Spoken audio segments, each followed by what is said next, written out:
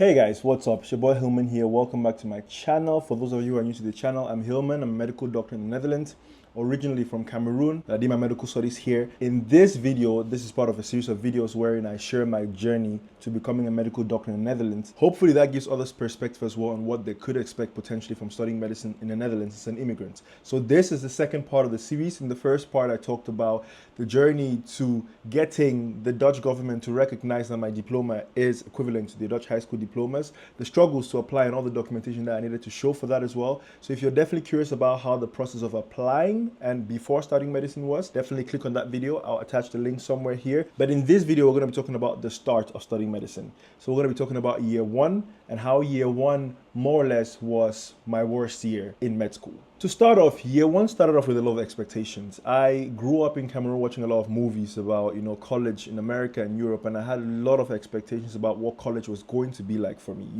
Just always having friends around, always being involved in fraternities, always having parties, games, traveling, just constantly doing fun stuff. Of course, you're going to study medicine, so it's going to be challenging as well. But I expected the social aspect, because I'm an extroverted person, I expected the social aspect as well to be heavy as well, like I saw in the movies. So I had a lot of expectations from that as well. And also, just studying in a European institution was like mind-blowing. So there were just a lot of expectations that came along with that. And when I started, right from the introduction week, a lot of my expectations were like just immediately smashed. I'm talking like smashed. Like socially, it was not the vibe.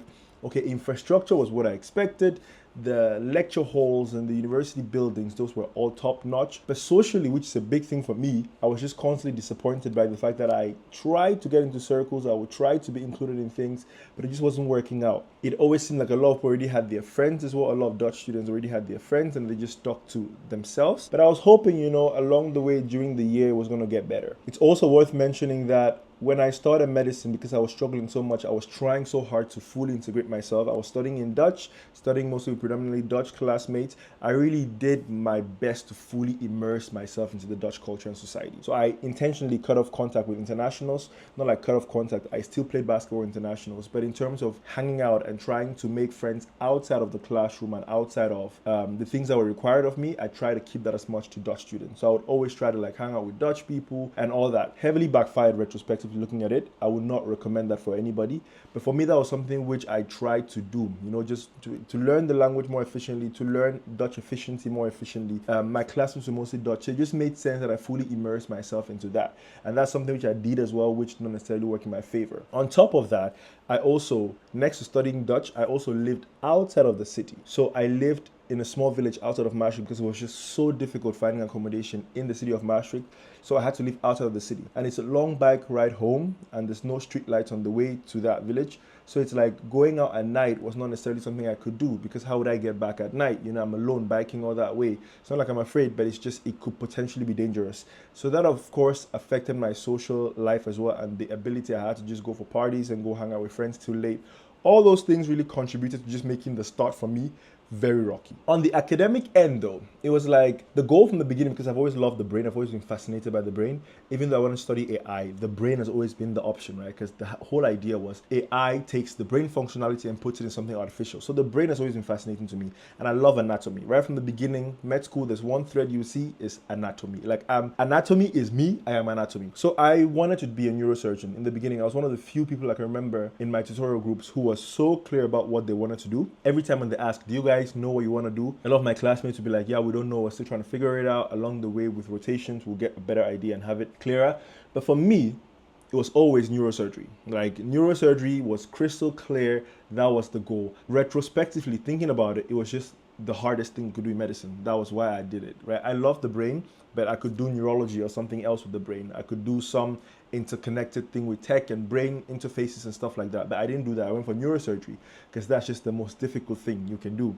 And coming from where I come from, that's what you should always strive for, right? I did not know that was why I was choosing neurosurgery in the beginning, but later on it became clearer. So in the beginning, for me, neurosurgery was like the goal. So I was very focused and driven on that. So I would study long hours. I'm talking because a lot of the presentations, it was a problem-based system of learning. So it's not just you go sit there, take lectures, and then you go. You have to participate in the tutorials. So you go, the first tutorial of the week, discuss a case, a problem, you come up with problem statements which you have to go do your own research on, independent research on, and then everyone comes back in the next tutorial that same week, present their findings. That means you have to do a lot of talking, you have to do a lot of arguing, you have to do a lot of defending your points and standpoints. That for me was tough because I had to do a lot of translating in my head. I had to learn the material in English, translate it to Dutch, to understanding in Dutch, then translate it back to English. It was a lot of back and forth. So normally presentations that would take my classmates like 20 minutes, because I sat down with them sometimes to do these presentations, would take me like 4 hours because I'm transferring back and forth, translating back and forth,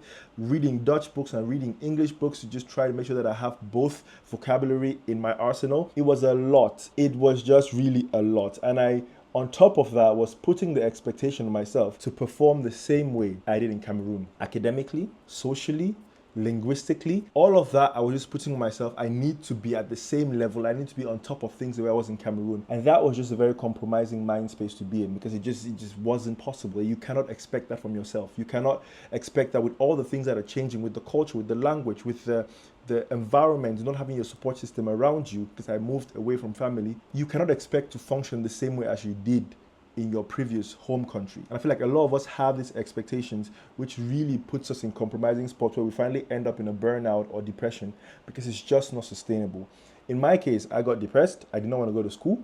If you know me, you know that if I don't want to go to school, there's a big problem, because I love the knowledge acquisition process. So if I don't want to go to school, something is fundamentally wrong. And that for me was like the sign where, okay, Hillman, if you don't want to go to school, something is wrong. We need to change things. And one thing that was also happening at that point as well, because I was trying so hard to fit in, I would have to choose between going to the club on Saturday and missing church on Sunday, or going to church on Sunday and not going to the club with friends on Saturday. Of course, I would choose going to the club on Saturday, as a result of which my spiritual life was compromised too. So there were just a lot of things that were going wrong, and I did not have necessarily my friends connected to me at that point in time where I could talk about these things. And the few I could talk about it with did not have the perspective of Europe. You know, you're in Europe. Why are you having, how can you be having all the, like, these are not issues you should be worried about. You're in Europe, you're studying medicine in Europe. How could you possibly be struggling with something like this? That seems so trivial to them. So it's just, there was not that avenue and that space to talk to a lot of people about the things I was struggling with, as a result of which the struggle and the depression just felt harder at that moment. Thankfully, it was not like a chronic depression kind of thing. I think more or less it lasted like 1 or 2 weeks where I did not feel like going to school, until my roommate one time pulled me out of my room to go to church. I think he pulled me out of my room, or I just was like, you know what? I need to stop trying to please people, because I was aware I was trying to please people. Like, I've always had the awareness of I'm becoming someone else just to fit in and just to please people. And I did not like that. So I don't know exactly how it played out. I don't know if people pulled me out or if I was more proactive because I was just so frustrated about what I was doing and how it wasn't getting the results I was hoping for. But somehow I got myself to church that one Sunday, and that was a turning point for me, because I was just like, I never want to get to that point where I was. I never want to feel the way I felt at that point in time. So then I just really stopped trying to please people and like have people on the outside like me, but I instead went inside and tried to just control the things I could control, improving myself every day, working on my spiritual journey. Those are things I could concretely control. And I feel like controlling those things just drastically changed stuff for me. I'm talking, it worked like magic, where everything I was chasing started chasing me, it seemed like. The moment I stopped focusing on those things, the things started chasing me. It's a very weird thing. I cannot explain it per se. I know that there is some psychology to explain it, but it's just, growth is attractive. And that's something I've come to learn over the years. Growth is attractive. And if you're growing and you're becoming more of your authentic self, that attracts things. It attracts the things that are right for you. And I'm thankful that I did not necessarily get into all the spaces I was trying to get into back then, because those were not the spaces for me. I just couldn't see it. I was so hell-bent on trying to belong and integrating that I couldn't see that those spaces were not good for me. And something was protecting me from those spaces. But the whole time, academically, I think I was doing okay. I was passing my exams. I remember the first time I failed an exam was in year 2. So in year 1, I was passing my exams. Not as well as I want to pass it, again, because of the expectations from Cameroon, but I was passing. So academically, I was doing okay. But I would say year 1 for me was a rocky start. And I don't think I had the best year in year 1. If I look back at med school, my best year was year 2. Because halfway through year 1 as well, I moved into the city, started making more friends who were authentic and like who really connected with me in a very authentic way. So that really changed things for me. But I would not say my year 1 was great. because there's just a lot of things I had to figure out along the way. And that's why I make these videos, right? That's why I talk about this. So I'm documenting part of these stories as well, so that others can see it, learn from these lessons, and not have to repeat the same mistakes and figure everything out that others who have gone before them have already figured out. I think that's just a waste of time. And why should someone have to go through the same struggles when they don't need to? They could just use that energy and invest in actually enjoying their time and making the most of being a student and enjoying that student time, because you're not going to have those years again. So that's part of the reasons why I also make this video, so others can learn from my journey as well and not repeat the same mistakes, and maybe decide for themselves what works best for them. Because I think it is possible to enjoy med school. I mean, I know it is possible to enjoy med school. With the right info, with the right guidance, it is an incredible journey. You learn a lot. You really get to discover more about who you are and yourself. But it's just sometimes if you don't have the right information and the right guidance, you would spend a lot of energy and time figuring out stuff which just takes away from you actually enjoying the student time. So that was more or less how med school started for me. I look back at it now and I'm like, I learned a lot from it, I grew a lot from it, but I know there's a lot of things I had to figure out, which I don't know if I necessarily had to go through that. I'm happy I went through it now because I can help others. I grew from it and I can help others not have to go through the same thing. But I don't know if I had to go through that. If I had just seen more examples of people who have gone before me doing the same thing, telling their stories, that could potentially have saved me a lot of energy, which I could use to enjoy year one more.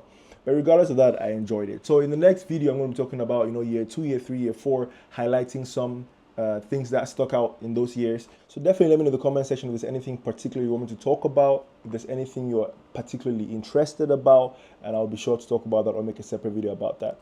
But for now, guys, that has been it for this video.